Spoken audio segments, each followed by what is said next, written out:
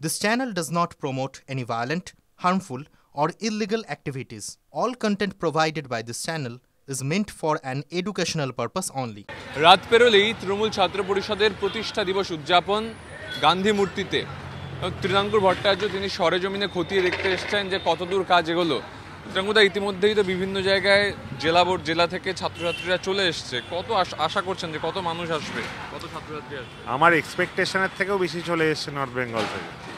আপনারা নিজেরা দেখেছেন, কভার করেছেন যে তিল ধারণের জায়গা নেই। আমরা আরও অ্যাকোমোডেশনের ব্যবস্থা করছি, থাকা খাওয়ার ব্যবস্থা নিয়ে তো কোনো সমস্যা নেই সে অর্থে। কিন্তু সত্যিই যে এত ছাত্রছাত্রী চলে আসবে এইটা বোধহয় আমরাও আশা করতে পারিনি। এইটা প্রমাণ করছে যে তৃণমূল ছাত্র পরিষদের গ্রহণযোগ্যতা আজ কোন জায়গায় আছে। মমতা বন্দ্যোপাধ্যায়, অভিষেক বন্দ্যোপাধ্যায়ের আবেগ তৃণমূল ছাত্র পরিষদ কর্মীদের কাছে কতটা, এবং আপনারা পুরো কলকাতা দেখবেন সেজে উঠেছে। শুধু কলকাতা কেন, সারা বাংলার বিভিন্ন প্রান্ত এবার যেভাবে সেজে উঠেছে, যেভাবে হাজারো নয় লাখো লাখো ছাত্রছাত্রীরা শিক্ষার প্রগতি, সংঘবদ্ধ জীবন, দেশপ্রেমের পতাকা নিয়ে এই কলকাতার বুকে রওনা দিয়েছে বলে আমি খবর পেয়েছি।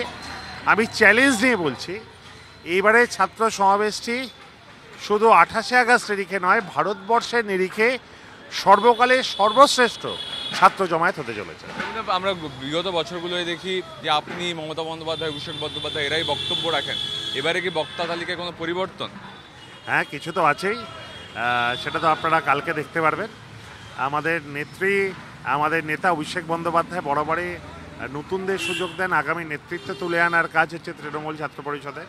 আর আমরা যে সৌভাগ্যবান, সে সারা বাংলা জুড়ে বিভিন্ন কৃতি ছাত্রছাত্রীরা কিন্তু যে তৃণমূল ছাত্র পরিষদটা করে।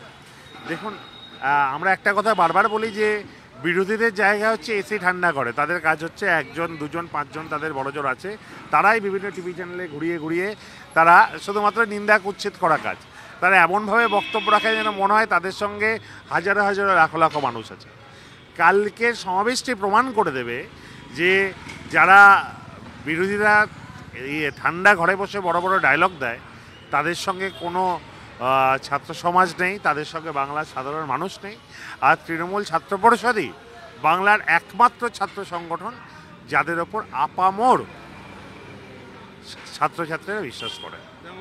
এত কিছুর পরেও কালকে কলকাতা বিশ্ববিদ্যালয়ের পরীক্ষা হচ্ছে, সেক্ষেত্রে পুলিশকে ভিসি বলেছেন যে যাতে কোনো অসুবিধা না হয়।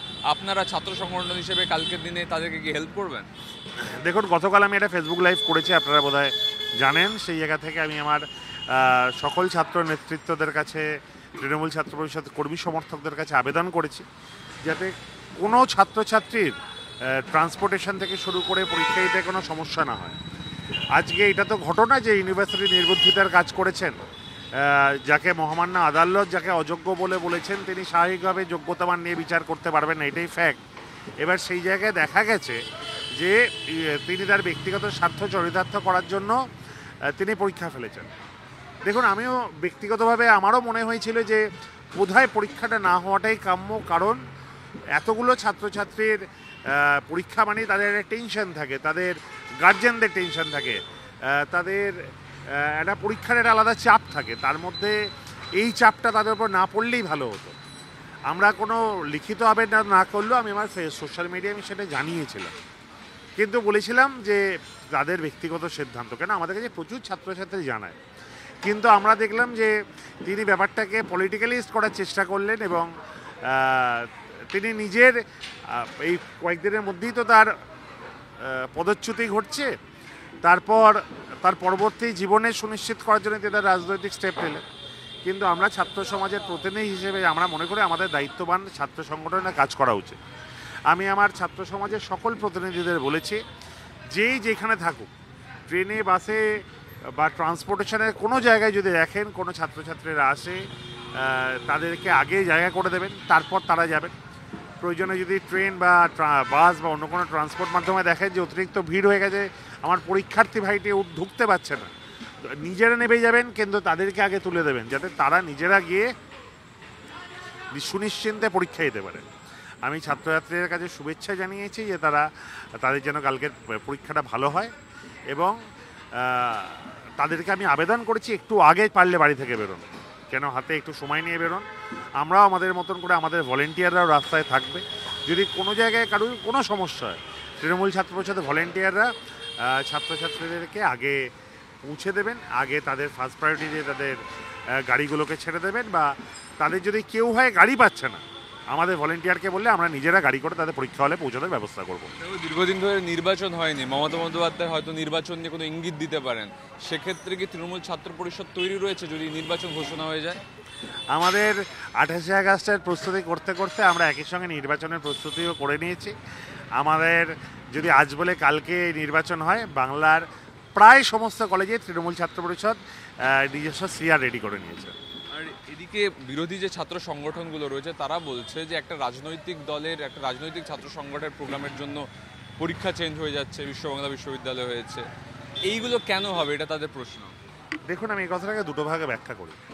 প্রথম কথা, যে ইউনিভার্সিটির কথা বলছেন পরীক্ষা চেঞ্জ, সেখানে আমাদের কিন্তু কোনো ইউনিট নেই, মানে এমন ব্যাপার নয় কিন্তু যে সেখান থেকে কোনো ছাত্রছাত্রী আমার সমাবেশে আসবে। এইবার তারা পরীক্ষাটা চেঞ্জ করেছেন তাদের মতামত অনুসারে, তাদের হয়তো মনে হতে পারে যে তাদের ট্রান্সপোর্টেশনে প্রবলেম হবে, তাদের ছাত্রছাত্রী আসতে সমস্যা হবে। আমি আমার ব্যক্তিগত বা আমার সংগঠনগতভাবে কোনো লাভ না হলেও আমি তার এই সিদ্ধান্তকে সাধুবাদ জানাই, কারণ তিনি একজন প্রকৃত অ্যাডমিনিস্ট্রেটর হিসেবে বা শিক্ষক হিসাবে তিনি কিন্তু তার ছাত্রছাত্রীদেরকে যাতে সমস্যায় না পড়ে সেটাই দেখেছেন। এইটাই আমাদের বক্তব্য ছিল, কেন একদিন পরীক্ষা আগে পরের ক্ষেত্রে বিশাল কোনো সমস্যা হওয়ার কথা নয়। আর বিশেষত ক্যালকাটা ইউনিভার্সিটি তো সবার লাস্টে পরীক্ষা নিচ্ছে, অন্যান্য ইউনিভার্সিটি আগে করে গেছে এবং তারা পরীক্ষা পিছিয়েছে।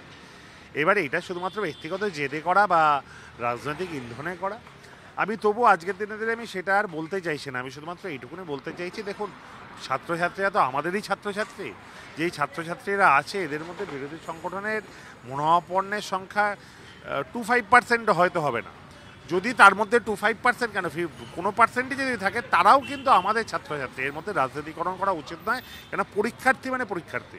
আমি কোনো একটা জায়গায় ইন্টারভিউতে জিজ্ঞেস করেছিল আপনি অ্যাডমিনিস্ট্রেটর হলে কী করতেন, আমি বলেছিলাম যদি কোনো ছাত্র সংগঠনের এরকম মাস ট্রেন থাকে যেখানে এত সমাবেশ হওয়ার ফলে, সে যে কোনো রাজনৈতিক দলে, সে ছাত্র সমাবেশ বলে ব্যাপার না, অন্য কোনো সমাবেশও হতে পারে যেখানে এত সমাবেশ, যেখানে এত মানুষ সারা বাংলা জুড়ে আসবে, তারা গাড়ি করে আসবে, ট্রান্সপোর্টেশনের তো একটু কম থাকে এই দিনগুলো বটেই, সেইগুলো আমি অ্যাভয়েড করতাম। এই ব্যাপার তার মানে এইটা নয় সেই রাজনৈতিক দলকে সুবিধা করে দেওয়া বা কিছু, এর মানে এইটা যে আমার ছাত্রছাত্রীরা সমস্যা না হয়। কেন একটা ভাইস চ্যান্সেলর বা কন্ট্রোলার মানে কিন্তু সে তার মা বাবার পরের স্থান। আমি বিং আ অ্যাডমিনিস্ট্রেটর এই কথা বলছি। দেখুন, আপনারা আপনাদের মতন করে বিভিন্ন চ্যানেলে বসে হাজারো ন্যারেটিভ নামাতে পারেন, সেটা আমার ক্ষমতা নেই প্রত্যেকটা চ্যানেলে গিয়ে বসার, বা আমার সময়ও নেই অতটা। কিন্তু আমার বক্তব্য ছিল খুব পরিষ্কার, আমার বক্তব্য আপনি চেঞ্জ করলেন কি করলেন তাতে বিন্দুমাত্র ইয়ে আসবে না। কালকে যে সমাবেশটি হবে, আজকে যে সেকেন্ড ইয়ারে ছাত্রছাত্রীর জন্য আমি ধরলাম 10,000 ছাত্রছাত্রী কম হবে, 10,000, আমি ধরলাম 20,000 কম হবে। আপনাকে আমি চ্যালেঞ্জ নিয়ে বলছি, এইখানে সভাস্থলে অন্তত 1 লাখের ওপরেও ছাত্রছাত্রী ঢুকতে পারবে না, এমন সমাবেশটি হতে চলেছে। তার মানে আমি বোঝাতে এটা চাইছি যে রাজনৈতিকরণের লোক সংখ্যার দিকে কোনো সম্পর্ক নেই।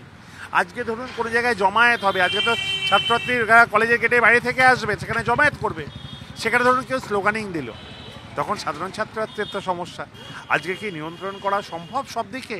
আর তাদের একটা প্রতিষ্ঠা দিবস জন্মদিন তারা পালন করবে, তারাও কি সর্বদা কথা শুনবে যে না আমরা স্লোগান দিতে দিতে আসবো না? রাস্তাঘাটে তারা যখন ছাত্রছাত্রীরা আসবে, তারা একটা চিন্তাভাবনা নিয়ে আসবে, ধরুন পড়াশোনার চিন্তাভাবনা নিয়ে আসছে, রাস্তা দিয়ে স্লোগান যখন যাবে তখন তারা কি একটু ডিস্ট্র্যাক্ট হবে না? আজকে দেখুন, আবারও বলছি, তর্ক করার, আপনি যে কোনো বিষয় যদি ডিবেট করেন তার পক্ষে বিপক্ষে তো আপনি 1000টা রায় দিতে পারবেন। আমি আপনাকে যে বক্তব্য দিলাম সেটা আমার ব্যক্তিগত বক্তব্য দিলাম, এবং আমি নিজে একজন ছাত্র এবং আজকে আমি একজন পিএইচডি স্কলার। আমার পরীক্ষার দিন বা আমার ইন্টারভিউয়ের দিন যদি এত বড় কোনো একটি সমাবেশ থাকতো, সেখানে কিন্তু আমি বা আমার পরিবারবর্গ দুশ্চিন্তাগ্রস্ত। আমার শেষ প্রশ্ন তৃণাঙ্কুর, কালকে কি মমতা বন্দ্যোপাধ্যায়ের কাছ থেকে তৃণমূল ছাত্র পরিষদ নির্বাচনের দিন আশা করছে? ওরা কি চায় নির্বাচন হোক? দেখুন, আমরা তো জানি যে মমতা বন্দ্যোপাধ্যায়, অভিষেক বন্দ্যোপাধ্যায় বহুদিন ধরেই নির্বাচন চাইছেন। আজকে এটা দুর্ভাগ্য যে আমাদের এই এডুকেশন পলিসি যেভাবে তৈরি হয়েছে এবং যেভাবে সেমিস্টার সিস্টেমগুলো আসছে কোভিডের পরবর্তী পর্যায়ে, আমি এখনও স্বাভাবিক পর্যায়ে পৌঁছাতে পারিনি। দেখুন, আজকে ক তারিখ? আজকে আগস্ট মাস, হয়তো সেপ্টেম্বর মাস থেকে ক্লাস শুরু, অ্যাডমিশন শেষ হতে হতে সেপ্টেম্বর, তারপর পুজো পড়ে যাচ্ছে, পুজোর পর্বে 1.5 মাস চলে যাচ্ছে, নভেম্বর মাস থেকে ক্লাস শুরু হবে, ডিসেম্বর মাসের প্রথম থেকে ফর্ম ফিল আপ শুরু হয়ে যাবে, পরীক্ষার ফর্ম ফিল আপ, কেন তাদের ডিসেম্বর জানুয়ারির পরীক্ষা। আবার ডিসেম্বরে একই সঙ্গে কিন্তু তাদের পরীক্ষার কোশ্চেন সেটও টিচারদের করতে হয়, খাতাও দেখতে হয় টিচারদের, কেন এবার নির্বাচন কমিশন কিন্তু কলেজগুলোর ক্ষেত্রে টিচাররা হয়। আমি বিশ্ববিদ্যালয়গুলোর কাছে আবেদন করব, দয়া করে আপনারা তাড়াতাড়ি ইলেকশনের ব্যবস্থা করুন, কেন ইলেকশন হলে যদি কোনো ছাত্র সংগঠন সবচেয়ে বেনিফিট হয় সেটা এক এবং একমাত্র তৃণমূল ছাত্র পরিষদ, কেন বিরোধী দলের নেতারা তাদের ওরিয়েন্টেড 5টা কলেজের নাম করতে পারে না যেখানে তাদের ইউনিট আছে। তৃণাঙ্কুর ভট্টাচার্য তিনি সরজমিনে খতিয়ে দেখতে এসেছেন এবং তিনি দাবি করছেন যে লক্ষাধিক ছাত্র তারা সমাবেশে ঢুকতেই পারবেন না, এত ভিড় হবে এবারের সমাবেশে। ক্যামেরা সুমিতের সঙ্গে সুমন, TV9 বাংলা, কলকাতা।